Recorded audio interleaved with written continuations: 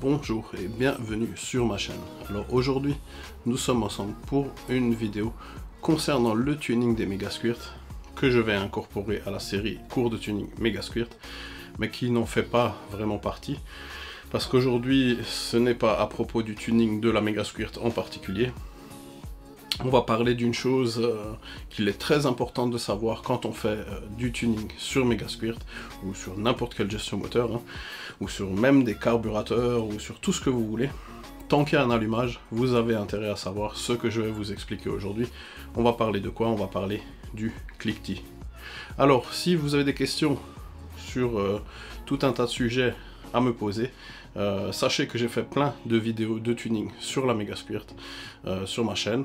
Donc regardez sur ma chaîne toutes les vidéos que j'ai déjà fait avant de me poser des questions, car souvent les gens me posent des questions sur des choses que j'ai déjà abordées dans les vidéos précédentes. Donc regardez toutes les vidéos cours de tuning Megasquirt ainsi que toutes les vidéos de tuning que j'ai faites sur ma MX5. Parce que sur ma MX5 j'ai une Megasquirt, quand je tune ma MX5, je vous fais des vidéos sur le tuning de ma MX5. C'est universel, tous les moteurs fonctionnent pareil. Messieurs, quelle que soit la marque, quel que soit le modèle, un moteur, c'est un moteur. Donc, aujourd'hui, on va parler de quoi? On va parler du cliquetis, on va parler de la détonation, on va parler du knock, on va parler de tout ce que vous voulez qui a le même nom et qui est la même chose. Donc la détonation, eh bien, la détonation, c'est quoi, vous me direz. Alors, pour ceux qui ne savent pas, la détonation, c'est quand le mélange s'enflamme avant que le piston dans votre moteur n'arrive dans une position adéquate pour pouvoir être repoussé correctement vers le bas par l'expansion des gaz de la combustion. Alors c'est peut-être un peu barbare pour certains, mais je vais essayer de vous expliquer ce que c'est la détonation, quelles sont les raisons pourquoi la détonation se produit. Il y a plusieurs types de détonation. Il y a une chose qui s'appelle l'auto-allumage. C'est quand les gaz d'admission s'enflamment sans qu'il y ait d'étincelles. Et il y a le deuxième type de cliquetis, qui est tout simplement quand vous mettez trop d'avance à l'allumage, et alors le mélange s'enflamme trop tôt. Donc les deux choses, auto-allumage, quand le mélange s'enflamme tout seul, et trop d'avance à l'allumage. On va voir quel est le problème des deux, comment le résoudre, parce qu'il y a des solutions dans les deux cas, et on va surtout voir aussi comment détecter la détonation, parce que si vous tunez un moteur, il faut pouvoir détecter la détonation. Si vous ne pouvez pas détecter la détonation, vous ne pouvez pas régler une table d'allumage. Vous ne pouvez pas faire une table d'allumage au pif et penser que ça va fonctionner, ça ne fonctionne pas. Donc ce qu'il faut que vous fassiez, c'est que vous ayez alors un système de détection du cliquetis. J'en ai quelques-uns là sur la table, je vais vous les montrer, et une fois que je vous les aurai montrés, je vais vous expliquer un par un comment ils fonctionnent, ce qu'ils font, les avantages, les inconvénients, et comment ils se couplent avec une Megasquirt. Parce qu'on peut les coupler avec une Megasquirt. Il y a des fonctionnalités de retard de l'avance à l'allumage automatique en fonction d'un retour d'un capteur de cliquetis dans la Megasquirt pour pouvoir préserver votre moteur et donner le maximum d'avance à l'allumage, donc en ayant le maximum de chevaux, tout en ayant la sécurité d'un système de détection du cliquetis qui enlèvera de l'avance à l'allumage, le cas échéant, s'il détecte du cliquetis dans votre moteur. Donc on va parler de ça tout à l'heure, mais d'abord on va regarder qu'est-ce que c'est que le cliquetis exactement, pourquoi est-ce que c'est dangereux pour votre moteur, et pourquoi est-ce qu'il faut que vous vous en méfiez, et qu'est-ce qui se passe à l'intérieur du moteur. Qu'est-ce que c'est le cliquetis?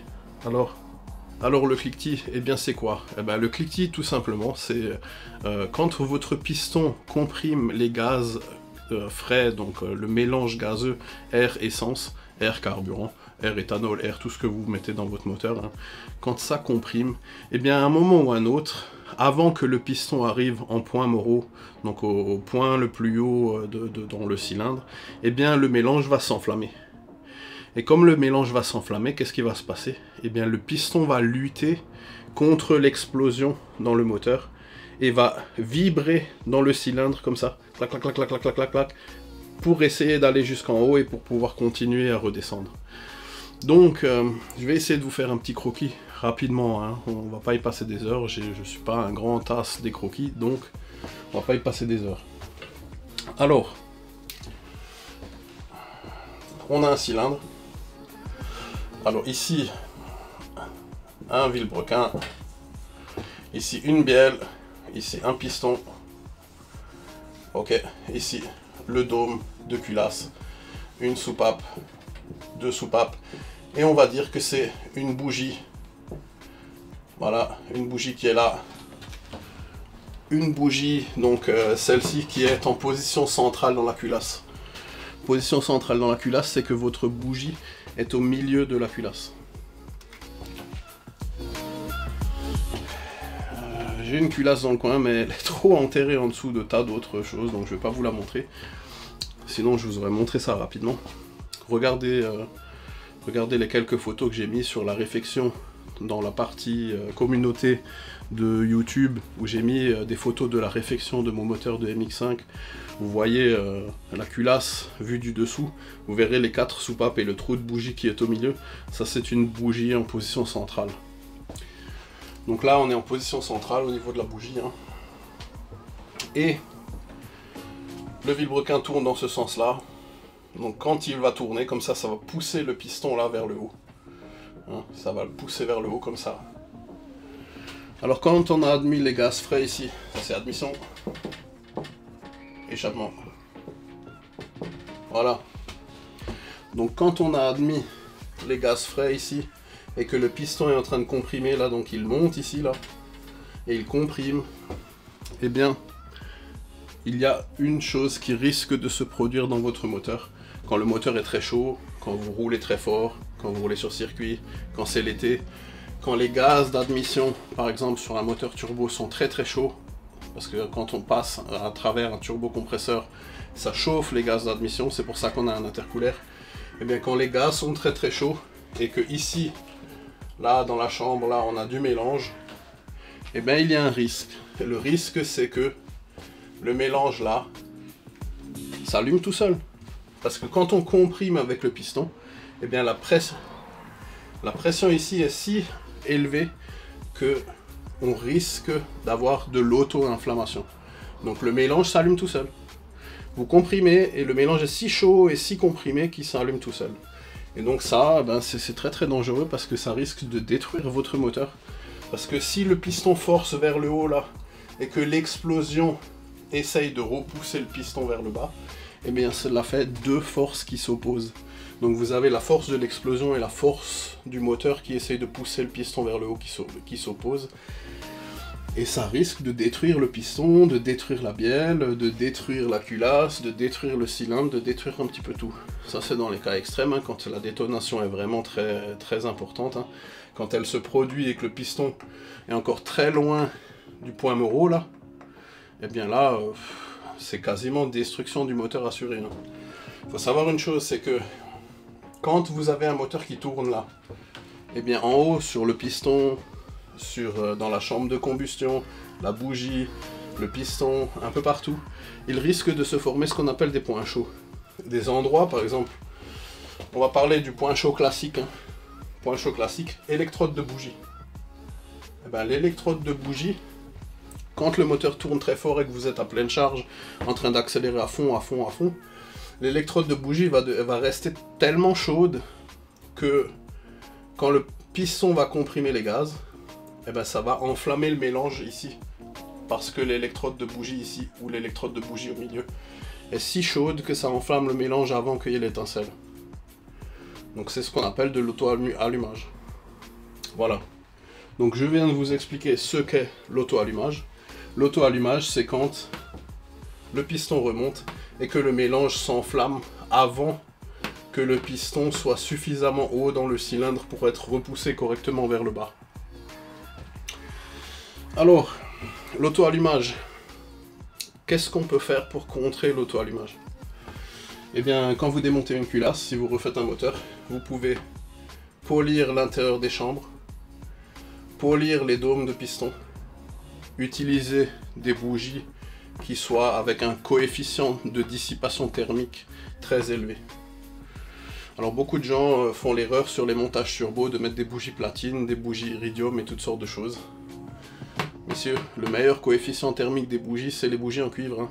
Si vous voulez une bougie qui refroidit très vite et qui évacue bien la chaleur entre chaque cycle moteur, eh ben, oubliez les bougies iridium, oubliez les bougies platine, mettez des bougies double cuivre qui ont une électrode en cuivre ici, une électrode et une arme cuivre. Donc si vous avez une électrode plus une arme cuivre, eh ben, vous n'aurez pas de problème de bougie qui deviendra si chaude qu'elle n'arrivera pas à refroidir, parce que là dans la culasse ici, on a les chambres d'eau, hein.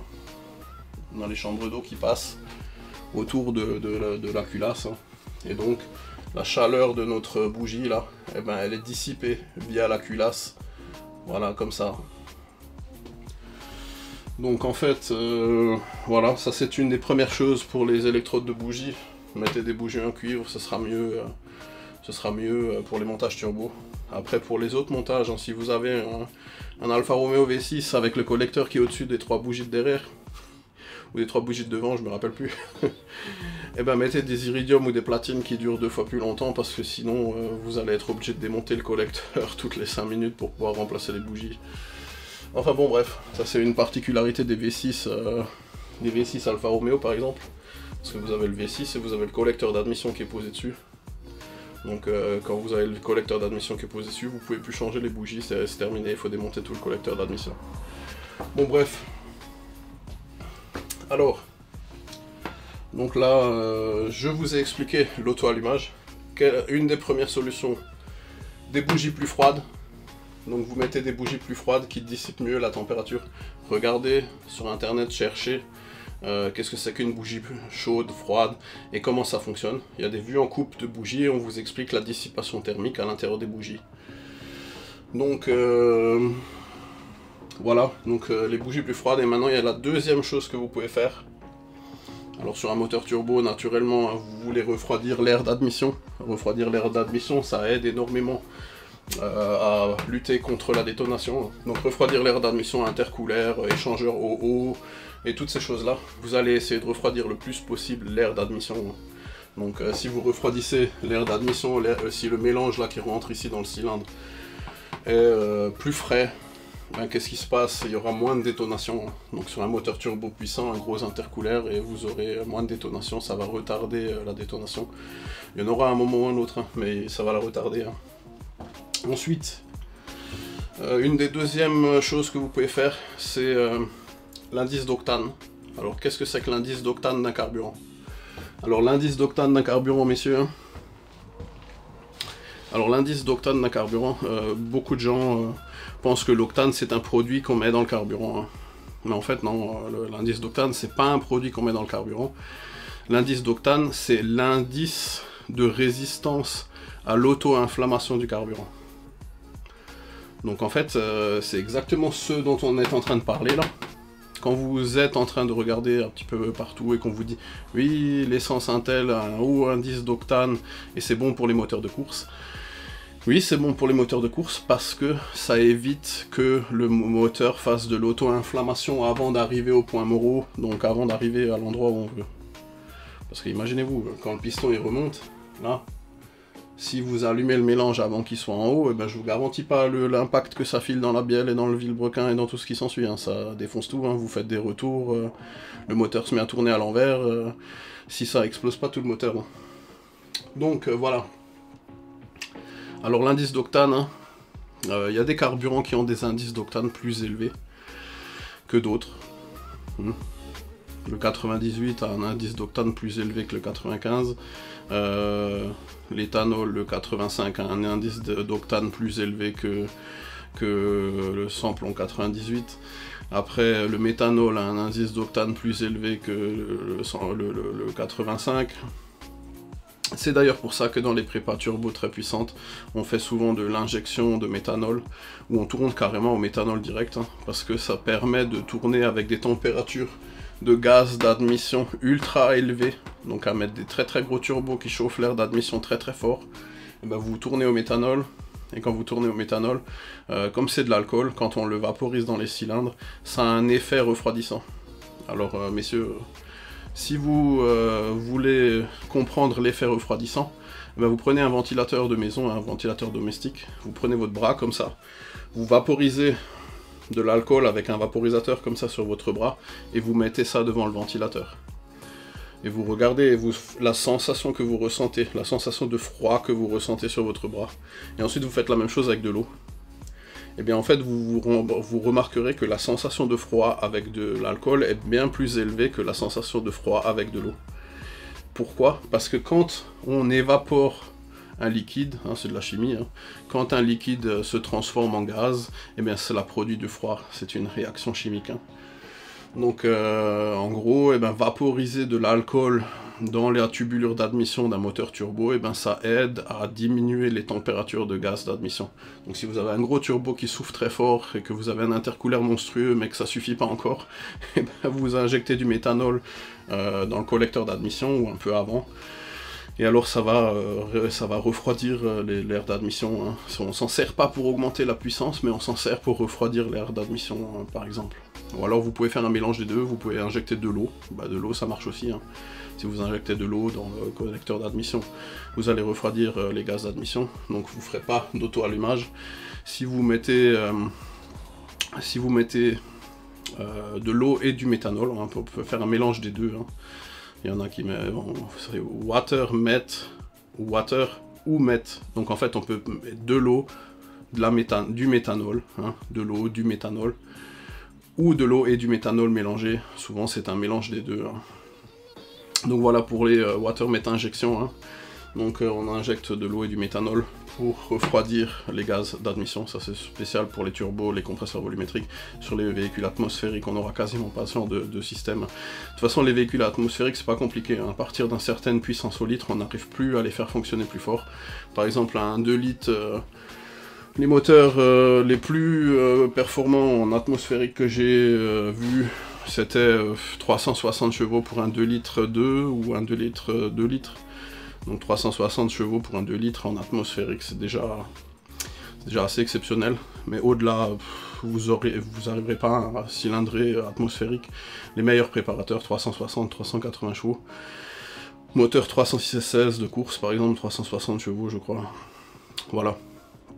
Donc, où est-ce que j'en étais? Donc l'indice d'octane, hein, un carburant qui a un indice d'octane élevé, c'est un carburant qui résiste plus à l'auto-inflammation qu'un autre. Donc quand le piston va comprimer, si vous avez de l'auto-allumage, une des solutions c'est d'utiliser un autre carburant. Donc vous êtes en 92 sample en 98, vous faites de l'auto-allumage, vous mettez de l'éthanol, il n'y a plus d'auto-allumage. Et si l'éthanol ça suffit pas, vous mettez du méthanol, mais après c'est les applications Draxter, hein. Le méthanol, quand on l'achète en bidon de 50 litres ou des choses comme ça coûte très cher, donc c'est pour des applications particulières. Hein. La Unicorn, je sais pas si ça vous dit quelque chose, Unicorn de Ken Block tourne au méthanol pur. Hein.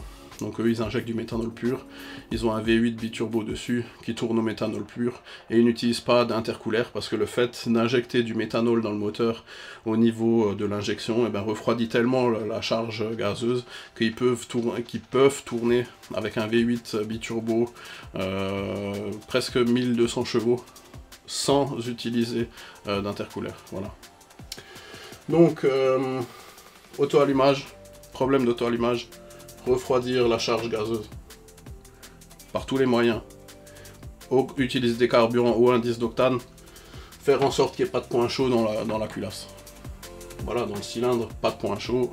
Donc c'est d'ailleurs pour ça que la majeure partie des pistons turbo, je ne sais pas si vous avez déjà vu des pistons turbo, mais souvent ils les font avec des têtes de piston en forme de demi-rond arrondi vers l'intérieur, donc concave. Hein. Donc le haut du piston est concave et il n'y a absolument aucune aspérité sur le dessus du piston pour éviter justement que l'on ait formation de points chauds sur les pistons.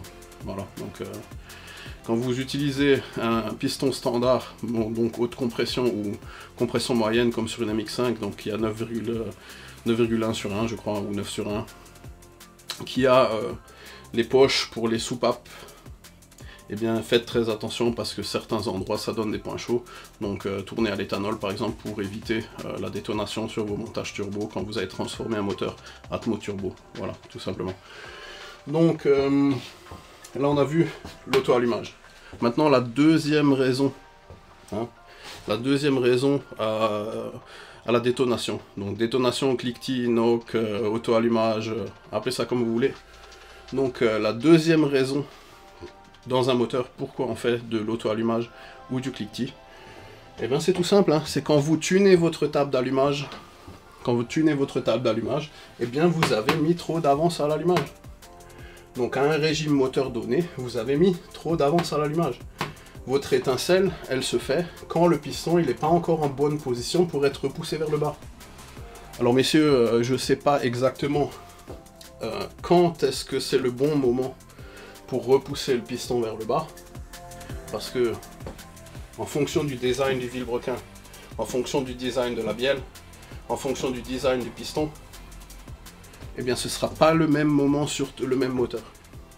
Parce qu'il y aura certains moteurs qui fonctionneront très bien avec très peu d'allumage, donc avec très peu d'avance, et il y aura d'autres moteurs où il faudra donner énormément d'avance pour arriver au même résultat. Donc quand on vous dit sur les forums, ouais, mets tant et tant d'avance, mets tant et tant de la, mets tant et tant de blabla, eh bien, sachez que ça c'est le début de la casse moteur. Hein. Ça c'est le début de la casse moteur. Parce que quand on fait une table d'avance à l'allumage, eh bien le seul moyen d'être bon, c'est d'utiliser un dispositif de détection du cliquetis. Alors voilà, un dispositif de détection du cliquetis, qu'est-ce que c'est hein? Eh bien je vais tout de suite vous montrer des dispositifs de détection du cliquetis. Parce qu'on va, pour tuner une table d'allumage, on va devoir avoir un dispositif de détection du cliquetis. Hein. Si vous n'avez pas de dispositif de détection du cliquetis, c'est même pas la peine d'essayer de faire une table d'allumage, vous n'y arriverez pas. Une table d'allumage au pif, c'est la catastrophe assurée. Donc en fait, ici, sur mon établi, j'ai 2-3 dispositifs de détection du cliquetis et je vais vous les montrer. On va regarder à quoi ils ressemblent et je vais vous expliquer comment ils fonctionnent et ce qu'il y a à savoir. Alors avant de prendre la caméra à main, je vais d'abord vous montrer le détecteur de cliquetis le plus rudimentaire qu'il existe. Hein, le plus rudimentaire qui soit.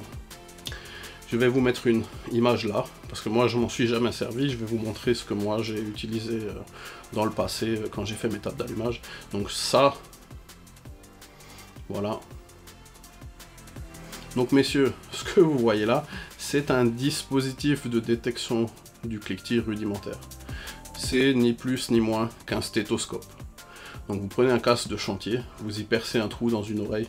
Les deux, des fois c'est un peu difficile, hein, mais vous pouvez faire les deux, vous pouvez faire un seul, vous pouvez faire comme vous voulez, vous essayez, vous verrez bien. Et vous prenez un tuyau en caoutchouc, vous le mettez dans le casque anti-bruit, et vous prenez un morceau de cuivre, de tuyau cuivre, vous le fermez au bout, vous le pincez, et vous mettez un trou au travers, et vous le boulonnez sur votre bloc moteur, et vous vous retrouvez avec un dispositif de détection du cliquetis rudimentaire. Ça va vous permettre d'écouter dans votre casque, pendant que vous tunez, les bruits que fait votre moteur, et donc quand vous avez des bruits de détonation, eh bien qu'est-ce qui va se passer? Vous pourrez augmenter ou diminuer la courbe d'allumage en fonction de ce que vous allez écouter. Alors celui-ci en particulier, là, donc le casque bricolé maison, je ne l'ai jamais utilisé. Hein. Moi je fais autrement, parce qu'il y a une autre solution là, qui est électronique. Hein. Alors comme je bricole un peu l'électronique quand même, j'ai fait la solution électronique autrefois. Hein. Donc je vais vous montrer ça avec ma caméra à main comme toujours. Nous voici ici devant mon établi, et là j'ai un dispositif de détection du cliquetis, 2 dispositifs de détection du cliquetis, 3 dispositifs de détection du cliquetis. Alors vous me direz, qu'est-ce que c'est que ce truc là? Qu'est-ce que c'est que ça? Ben, je vais vous le déballer dans une seconde, hein, bougez pas. Hein. Voilà, alors. Celui-ci, ça fait un moment que je l'ai. Je m'en sers encore.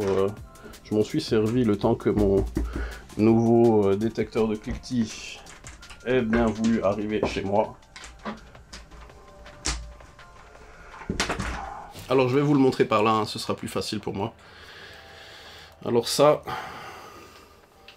ce sont des écouteurs hein, pour mettre dans les oreilles. Hein. Et ça, messieurs, eh ben, c'est un Sonotone. Sonic Super Air. Il y a un petit bouton de volume là.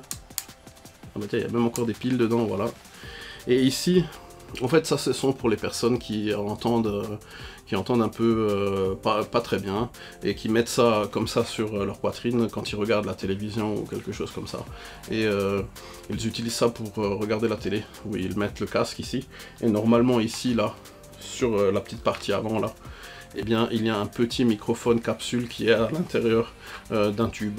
Mais ce genre de petites choses, on peut facilement, avec un morceau de fil, alors ça c'est du fil blindé de microphone audio, hein, donc du fil blindé de microphone audio, et ça c'est une petite pince de batterie, hein, vous voyez bien. Hein.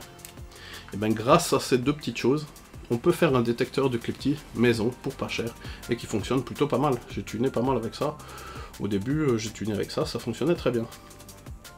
Après, c'est sûr qu'avec un détecteur de cliquetis comme celui que je vais vous montrer tout à l'heure, c'est pas la même chose. Hein. On arrive à faire beaucoup mieux. Hein. Enfin bon, bref, regardez.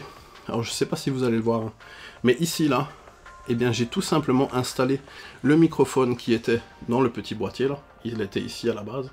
Je l'ai installé ici dans la pince. Et j'ai rajouté un morceau de câble. Donc en fait je prends ce petit boîtier, je me le mets dans la voiture quelque part là, je le mets sur le tableau de bord ou je le mets sur moi à côté. Et je mets les oreillettes dans les oreilles et je viens prendre cette pince là et je viens la fixer sur le bloc moteur, près du plan de joint, au milieu du bloc. Je prends au milieu du bloc quelque part, un petit peu plus bas que le plan de joint de culasse, et je viens fixer cette petite pince là comme ça sur le bloc. Toutes les vibrations du bloc moteur vont rentrer dans la pince et vont être détectées par le micro. Et là, dans les oreilles, je vais entendre le bruit de vibration du moteur. Parce que, qu'est-ce que c'est que la détonation? Le bruit que ça fait. Alors, le bruit que ça fait, eh ben, c'est le bruit suivant. Quand votre piston monte dans le cylindre et qu'ici il y a de l'auto-inflammation ou que vous avez mis trop d'avance à l'allumage et que l'explosion se fait avant que le piston ne soit suffisamment haut dans le cylindre, qu'est-ce qui va se produire?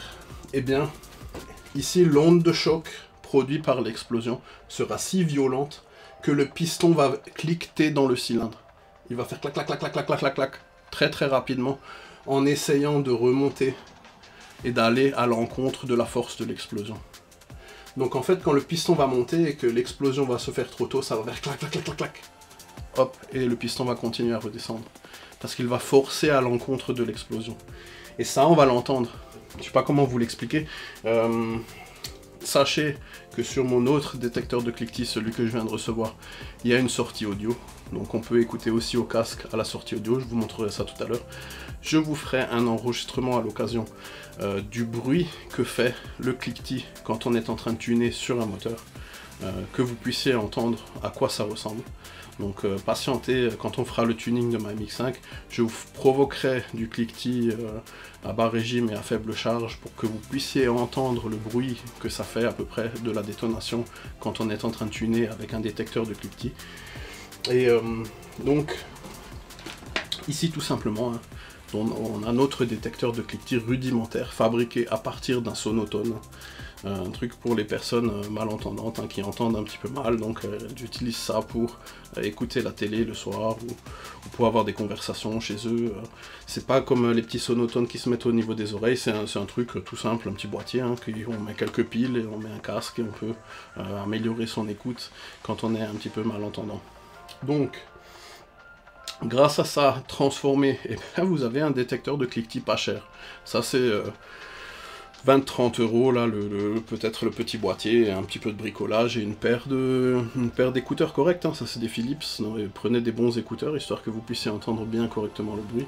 Donc voilà, ça c'est un détecteur de cliquetis rudimentaire. C'est celui que j'ai utilisé pendant longtemps. Et ça fait quelques années que j'ai fabriqué celui-ci, depuis j'utilise mieux, hein. Ça c'est bon pour faire du tuning, mais quand vous voulez vraiment chercher la très forte puissance par cylindre, vaut mieux utiliser quelque chose de meilleur que ça, hein. Voilà, donc ça, je vous l'ai montré, c'est mon premier détecteur de cliquetis. Voilà. Alors, maintenant, le deuxième détecteur de cliquetis que je vais vous montrer, on va le prendre prendre la caméra à main parce que celui-ci sera plus facile à vous montrer avec la caméra à main. Alors voilà, ça c'est un petit kit de détection du cliquetis. J'arrive jamais à me rappeler du nom de qui fabrique ces trucs là. Hop, il s'est ouvert tout seul, je vais vous montrer l'intérieur tout à l'heure. Hop, j'arrive jamais à me rappeler du nom de celui qui fabrique ça, donc je vais vous mettre dans le lien, dans la description de la vidéo, je vous mettrai un lien vers celui-ci pour que vous puissiez voir, pour que vous puissiez les trouver vous-même au cas où vous voulez vous en prendre un pour vous, hein, tout simplement. Alors ça c'est un petit module de détection du cliquetis. Ici des câbles plus et moins. Ici une petite LED haute luminosité pour que vous puissiez voir quand le cliquetis se produit. Donc vous mettez ça quelque part sur votre tableau de bord, ça va flasher à chaque fois que le petit module ici détecte du cliquetis. Et ici donc notre fil blindé pour brancher sur notre capteur de cliquetis. Alors le capteur de cliquetis, je vais vous mettre une petite photo à l'écran là, hein, parce qu'il est déjà installé sur mon bloc moteur. J'en ai pas d'autres sous la main, j'en ai là dans le boîtier, je vous en montrerai tout à l'heure. Donc c'est celui-ci, on peut installer le capteur de cliquetis là-dessus. Alors ça, sachez messieurs que ça fonctionne bien avec Megasquirt 2. Ça fonctionne très bien avec Megasquirt 2, ça fonctionnera aussi avec Megasquirt 3. Sauf que sur Megasquirt 3 on a autre chose, parce que Megasquirt propose un module de cliquetis dédié Megasquirt 3. Un double détecteur de cliquetis, donc pour un moteur en V par exemple, où il faut deux capteurs de cliquetis, un sur chaque côté du V. Celui-ci là, alors je vais vous montrer la particularité d'un petit détecteur de cliquetis comme celui-ci. Alors quand vous l'ouvrez ici, voilà, il est livré ouvert avec les vis pour qu'on puisse régler la sensibilité du détecteur de cliquetis. Là. Alors une autre chose à savoir sur le cliquetis. Le cliquetis ça fait un bruit de vibration du piston dans le cylindre, donc le piston cliquette. Pour pouvoir détecter le cliquetis, on doit savoir à quelle fréquence sonore, une fréquence sonore, hein. Vous avez bien vu avant, je vous ai montré un sonotone. Donc à quelle fréquence sonore le cliquetis va pas se produire, mais quand il y aura du cliquetis, quelle est la fréquence sonore que l'on va entendre qui est du cliquetis. Eh bien sachez que ça se calcule, parce que en fonction du diamètre du cylindre, on va savoir que quand le piston cliquette dans le cylindre, eh bien le cylindre va résonner à une certaine fréquence. Donc comme le cylindre va résonner à une certaine fréquence, c'est vulgarisé, hein. Quand le cylindre va résonner à une certaine fréquence, eh bien ce bruit-là en particulier, on va vouloir le détecter. Alors je vais vous remontrer le détecteur de cliquetis là en bas, pour pouvoir calculer le diamètre du piston et donc la fréquence à laquelle le cliquetis va se produire. Et donc pour pouvoir régler à l'intérieur, il y a tout un tas de composants et les composants sont adaptés au diamètre de piston de votre moteur. Donc celui-ci c'est pour une Mazda MX-5. Donc celui-ci je l'ai pris pour du diamètre 78 ou 79, je ne sais plus. En tout cas, 1 mm près, ça ne joue pas, il y a quand même une certaine plage, hein. Donc vous devez donner l'alésage de votre moteur et le détecteur de cliquetis va être adapté, les composants à l'intérieur, pour utiliser uniquement la fréquence à laquelle votre moteur est susceptible de faire du cliquetis. Donc après ici, la petite vis cruciforme, c'est une vis qui permet de régler la sensibilité. Alors ici on peut régler plus ou moins sensible, hein. Donc messieurs, maintenant je vais vous dire quelque chose. Ça peut vous paraître étrange, mais pour régler ce détecteur de cliquetis là, hein, pour régler ce module de cliquetis, il vous faut un détecteur de cliquetis, comme ça. Je vais vous le montrer après. Parce que ce module de détection du cliquetis là, eh bien, si on ne peut pas régler la sensibilité, eh bien, il ne fera pas le boulot. Il ne vous détectera pas le cliquetis. Donc il va détecter le cliquetis, mais il faudra avoir un quelconque moyen de régler la sensibilité. Donc soit un casque auditif, soit un détecteur de cliquetis un petit peu plus balèze, hein. Donc ça, c'est un module de détection du cliquetis qui fonctionne très bien, hein, qui fait donc un standalone qui fait la détection du cliquetis. Donc il va détecter le cliquetis, mais il faut régler la sensibilité. Alors vous pouvez régler la sensibilité manuellement, hein. Vous faites vous augmentez la sensibilité au maximum avec une courbe d'avance à l'allumage qui est sûre, donc qui ne fait pas de détonation, hein. Vous enlevez beaucoup de degrés d'avance, sur la courbe d'allumage, et vous faites une accélération jusqu'à plein pot, et vous augmentez la sensibilité donc du module, pour qu'il ne détecte pas, jusqu'à ce qu'il se mette à détecter du cliquetis, et après vous revenez un peu en arrière pour que même en allant plein pot, il ne détecte pas de cliquetis quand il n'y en a pas, tout simplement. Et ensuite, quand vous réglez votre avance à l'image, il commencera à détecter tout le cliquetis qui est au-delà du seuil que vous lui avez installé. Sachez que celui-ci a une sortie, il a une sortie, je sais plus laquelle. Il a une des sorties là qui permet de brancher ce module sur la Megasquirt. Donc, et la Megasquirt va utiliser l'information du module ici pour retarder l'avance à l'allumage en cas où le module détecte du cliquetis. Et donc sauvegarder votre moteur, hein, tout simplement. Donc ça, c'est un module de détection du cliquetis. Celui-ci est autonome ou peut être utilisé en conjonction, en commun avec la Megasquirt. Donc module de détection du cliquetis simple, peut être utilisé avec la Megasquirt, fait du travail simple, détecte la fréquence du cliquetis en fonction de l'alésage et en fonction du niveau de sensibilité que vous avez réglé. Donc ça fait très bien le boulot, si vous l'avez bien réglé, il fera très bien le boulot, mais pour le régler précisément, eh bien, il faut utiliser ça. Je vais vous expliquer après, parce que maintenant on va voir ce qu'il y a dans la boîte, vous le savez déjà, mais depuis j'ai amélioré les accessoires, on va voir dans un instant. Voilà, donc moi je me suis fabriqué quelques adaptateurs vite fait bien fait, hein. Vite fait bien fait, donc je me suis fabriqué une paire de pinces pour brancher sur batterie, donc je peux alimenter mon module, mon détecteur de cliquetis, hein. Ça c'est ce que je vous avais déjà montré, un Plex Note Monitor V3, hein. Voilà, et ça c'est donc une paire de pinces pour pouvoir vite fait le brancher sur batterie. On va les mettre de côté, on va s'en servir après. Ça vite fait, donc un cordon allume-cigare pour pouvoir le brancher en direct dans l'allume-cigare dans la voiture. Hop, donc là j'ai fait un petit peu du câble management, hein. Voilà, donc le câble d'alimentation, voilà le câble d'alimentation plus une petite rallonge audio pour pour brancher des écouteurs, hein. Parce que là quand on vient se brancher ici, c'est une prise pour les écouteurs. Donc ça on va le mettre là une fois de côté. Là, 2 paquets de câbles pour brancher. Alors ici sur ce détecteur on peut brancher donc 2 capteurs de cliquetis.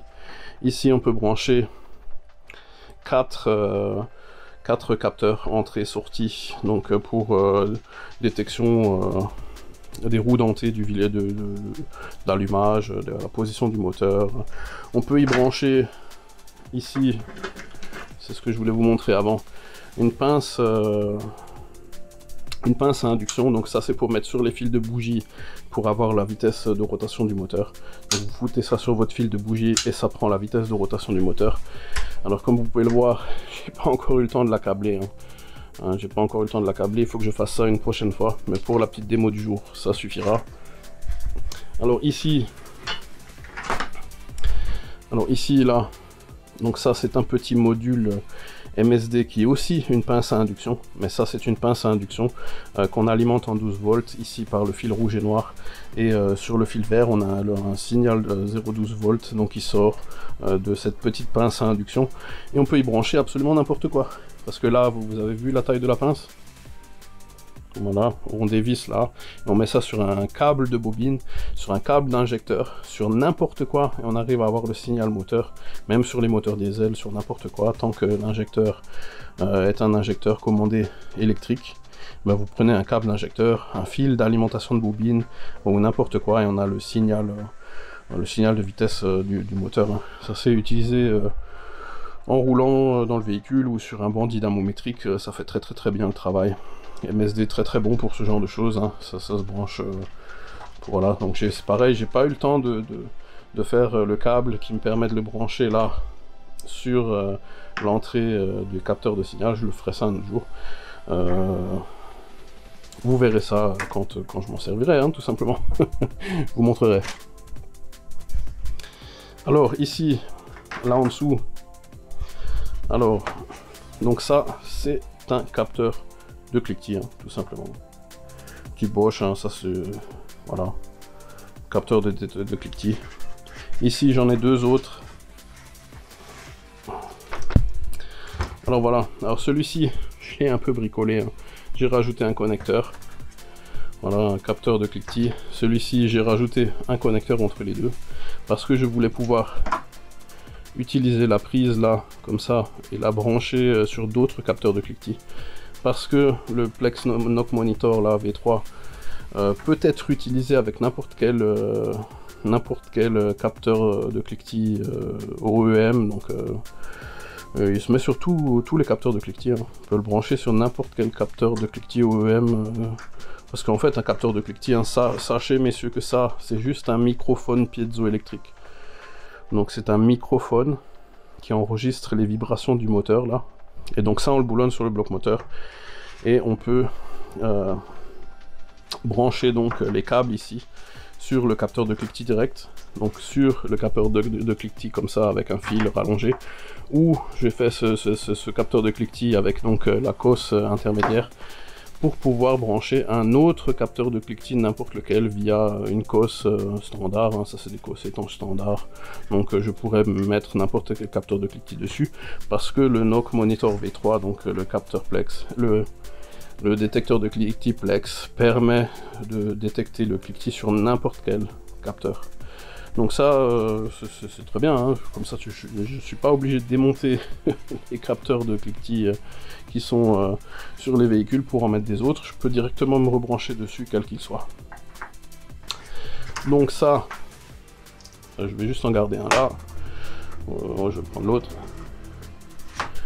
Je vais juste en garder un là. Voilà. Et je vais vous mettre donc le détecteur de cliquetis là sur son support. Et on va le brancher pour voir à quoi ça ressemble, hein.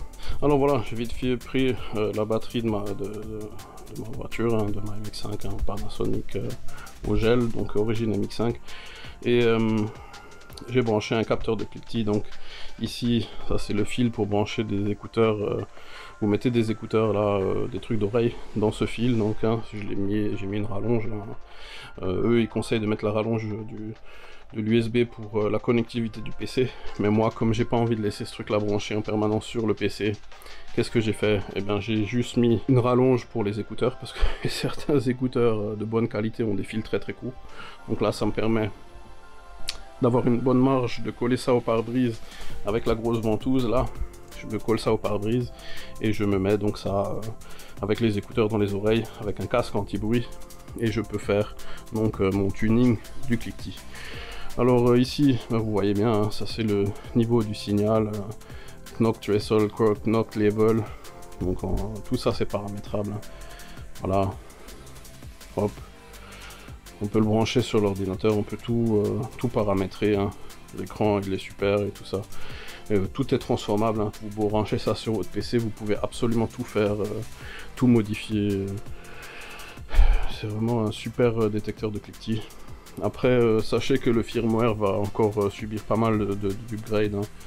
On aura beaucoup plus de fonctionnalités à l'avenir, parce qu'ils sont encore en cours de développement, vu que moi je l'ai précommandé en, je crois, fin décembre l'année dernière, hein.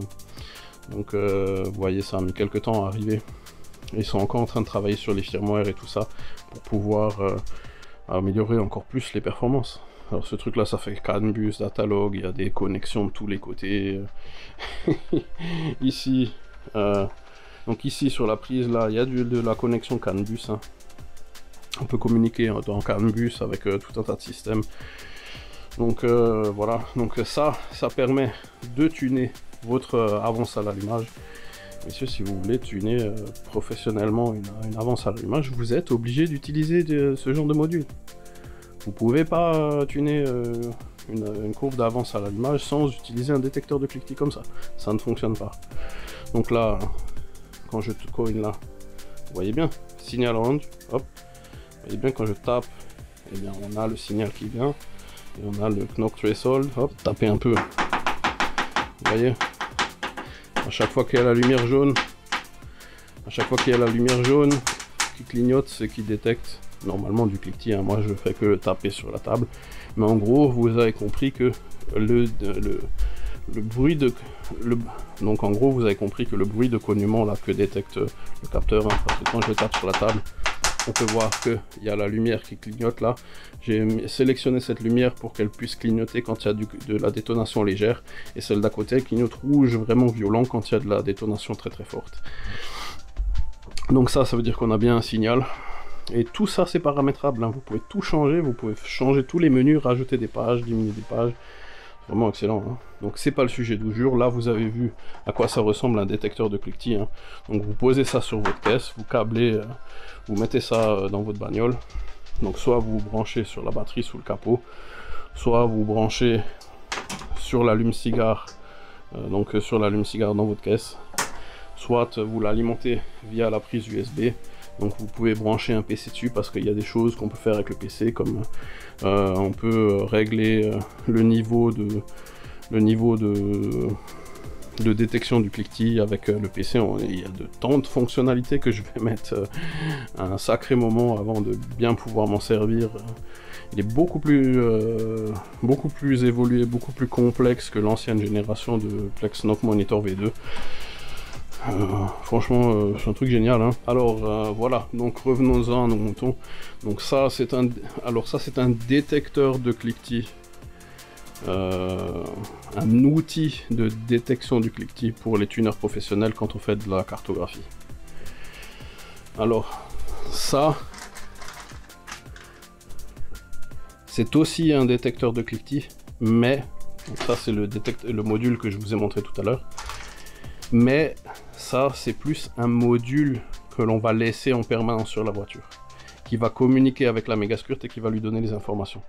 Et pour régler la sensibilité, donc ça veut dire pour régler la courbe d'allumage maximum que ce détecteur va détecter, eh bien on est obligé de faire la table d'avance à l'allumage avec un vrai détecteur de cliquetis. Donc soit avec ça qui a des performances très élevées, soit avec ça, qui vous demandera du doigté, de l'ouïe pour faire une table d'allumage correcte, parce que ça c'est votre oreille qui fera tout,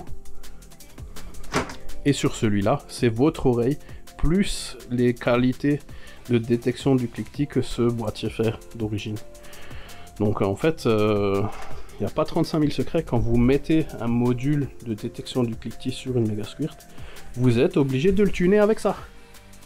Donc quand vous mettez un module comme ça, vous devez tuner la courbe d'avance à l'allumage avec ça, et ensuite régler la sensibilité de celui-ci pour que quand celui-ci détecte du cliquetis, celui-ci le détectera aussi.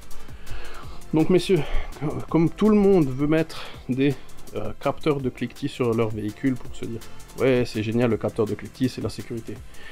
Mais le capteur de cliquetis sur Megasquirt, ça se règle, hein. Ça se règle, c'est comme tout le reste. Si vous mettez un module de détection du cliquetis, ça se règle. Maintenant à l'écran je vais vous mettre un module de détection du cliquetis pour Megasquirt 3. Alors voilà, vous avez vu le module de détection du cliquetis Megasquirt 3. Alors sachez messieurs que le module de détection du cliquetis Megasquirt 3 est aussi performant que celui-ci. Parce que ça fait ce qu'on appelle du knock windowing.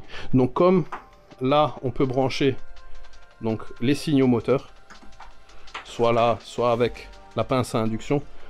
Celui-ci, on peut même lui brancher directement les capteurs de roue dentée dessus, et il va choper la vitesse du moteur avec les capteurs de roue dentée. On va lui brancher en direct dessus, il va décoder tout ça et il saura à quoi ça sert de brancher les capteurs de position du moteur sur le détecteur de cliquetis. Et bien le knock windowing, c'est on va détecter la position individuelle de chaque piston dans le moteur, et on va détecter à un seul moment précis quand le moteur est le plus susceptible de faire du cliquetis. Donc messieurs, qu'est-ce que c'est que le knock windowing avec le détecteur de cliquetis Plex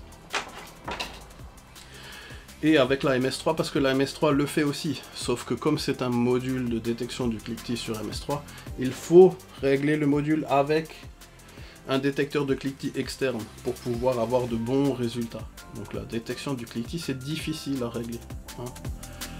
C'est difficile à régler, c'est quelque chose de très très pointu.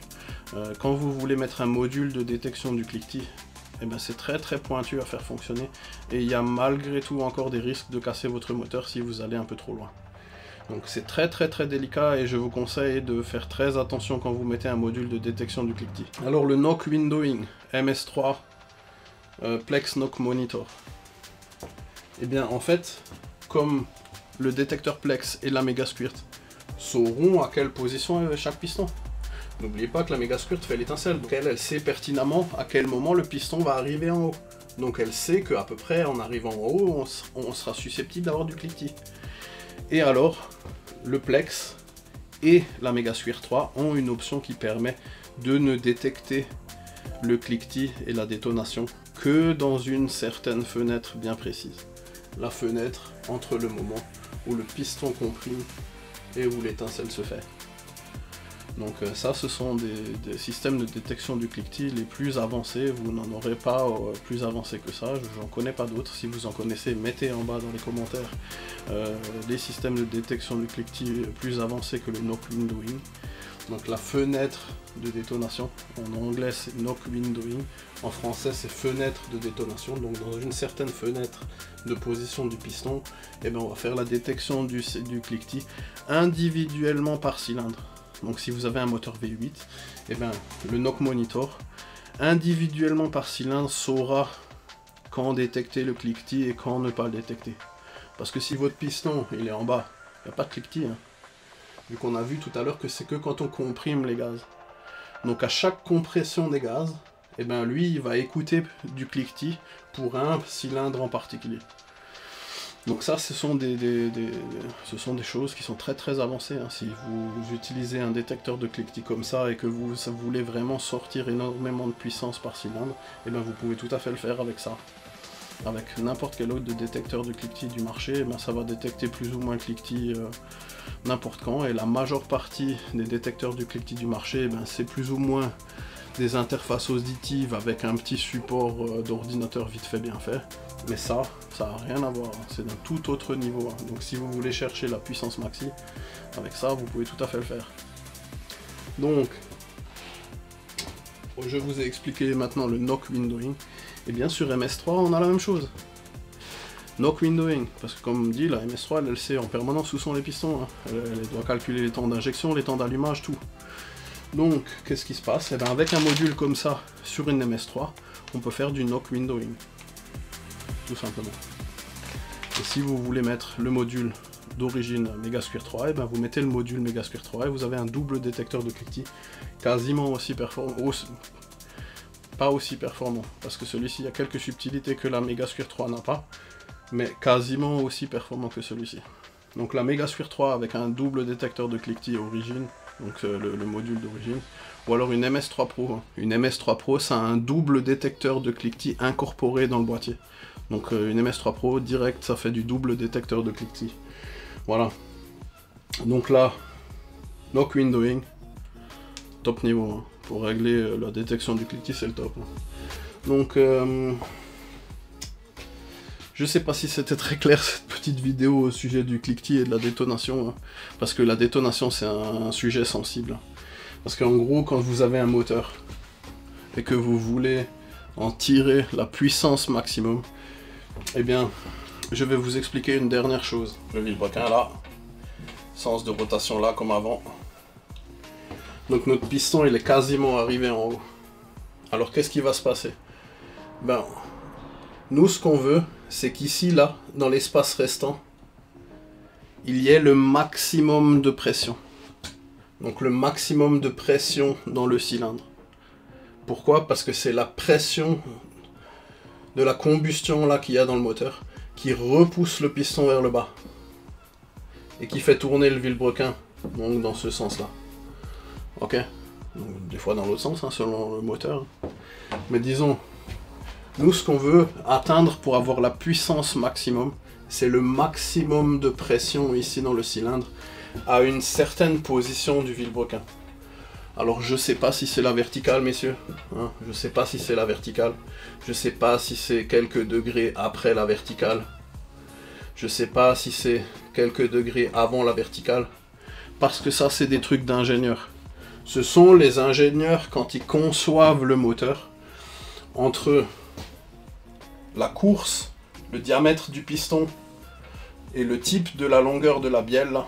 Parce que ça c'est quelque chose qui change les caractéristiques d'un moteur. Donc ce qui change les caractéristiques d'un moteur, c'est la longueur de la bielle, le diamètre du piston et la course du vilebrequin. Alors ça, ce sont des données avec lesquelles les constructeurs varient, jouent. Des bielles plus longues, plus courtes, des pistons plus gros, moins gros, des courses plus longues, moins longues.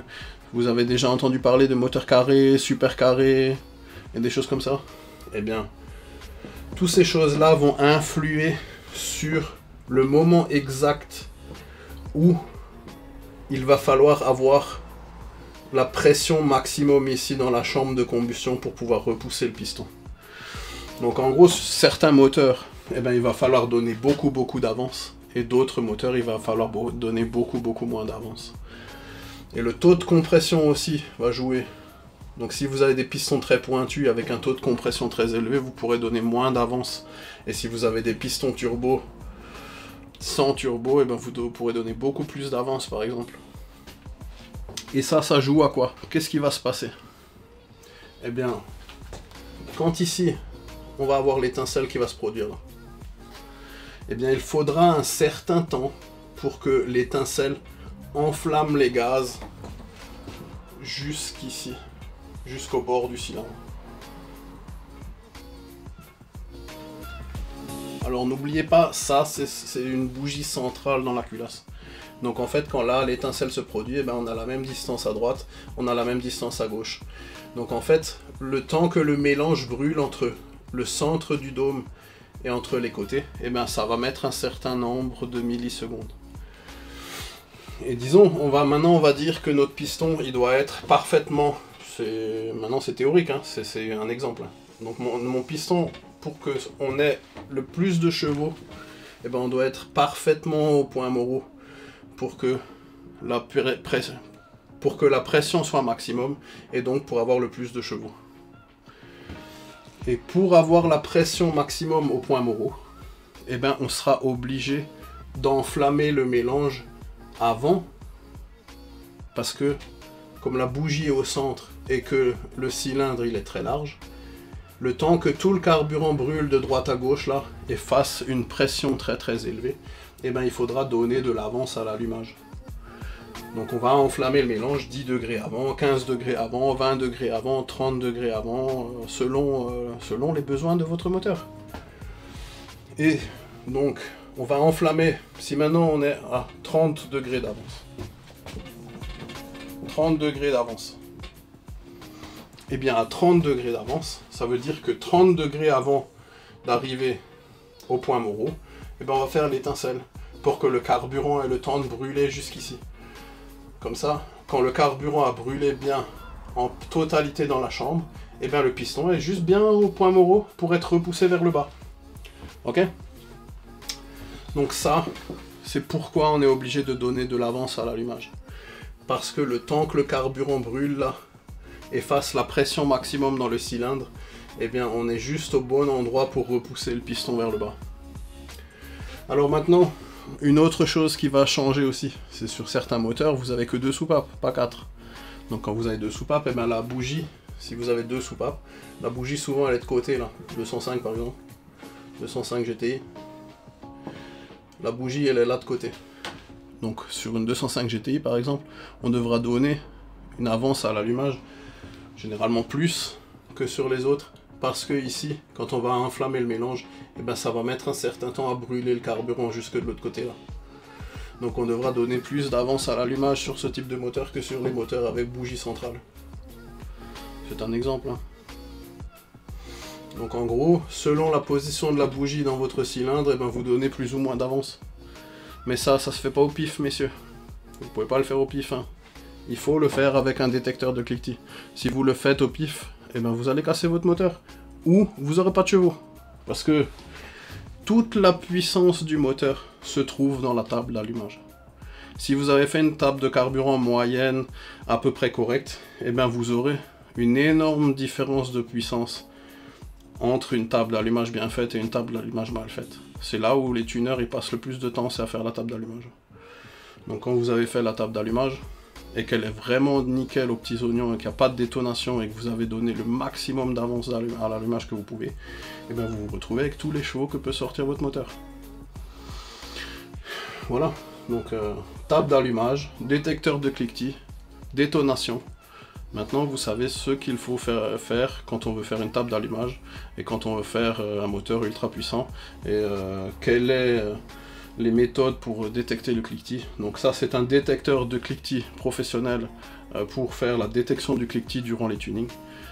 On peut, attention, parce que chez Plex ils font des électroniques de haut niveau.